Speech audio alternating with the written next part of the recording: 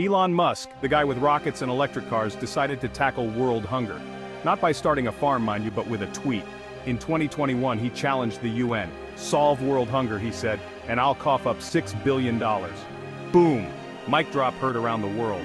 Social media went nuts. Was this a genius move or a publicity stunt? The UN, usually known for its diplomacy, decided to clap back. They said, hold your horses, Elon. World hunger is complex. It's not just about having enough food, it's about poverty, conflict, and access. They reminded everyone that the UN already has programs feeding millions. Then they did something unexpected.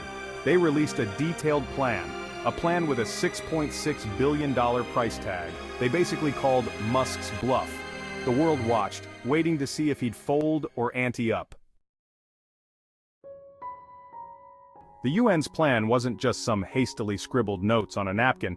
This was a serious proposal. It outlined how they could use the $6.6 billion to fight hunger over several years. They talked about providing meals, improving farming, and strengthening food systems in vulnerable countries. They even addressed Musk's concerns about transparency and accountability.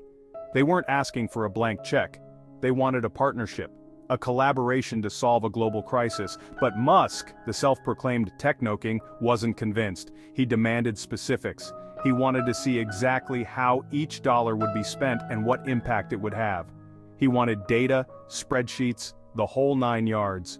Some people applauded his business-minded approach, others saw it as a delaying tactic. Was he genuinely interested in solutions or just trying to save face? The tension was thicker than a bowl of oatmeal left out overnight. After weeks of back and forth, Musk finally made a move. He donated, but not the full $6 billion. He gave $5.7 billion to charity. Now, before we all grab our tiny violins, that's still a massive amount of money.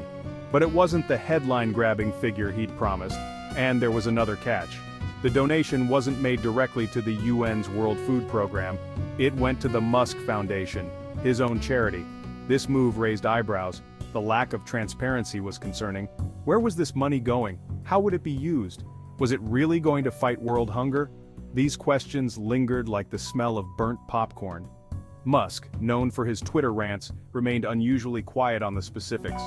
The world was left wondering, did he really want to solve world hunger or just win the argument? Section 4. Billionaires and Band-Aids. A moral dilemma? The whole saga sparked a bigger debate. What's the role of billionaires in solving global problems? Are they obligated to help?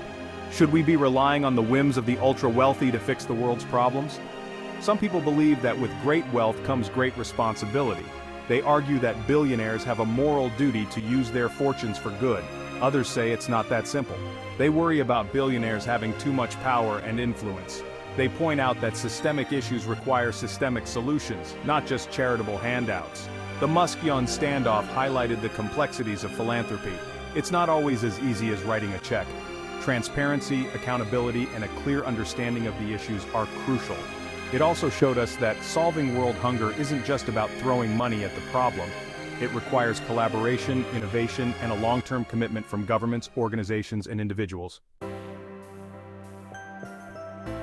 Section 5. Hunger Games, a reality check. So did Elon Musk end world hunger? In short, no. World hunger is a complex beast with many heads. It's fueled by poverty, conflict, climate change, and inequality. It won't be solved by a single donation, no matter how big.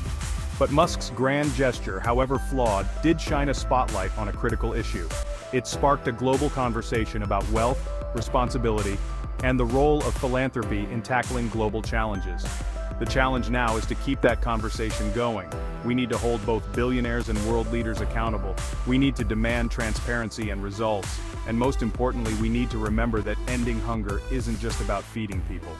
It's about creating a more just and equitable world where everyone has enough.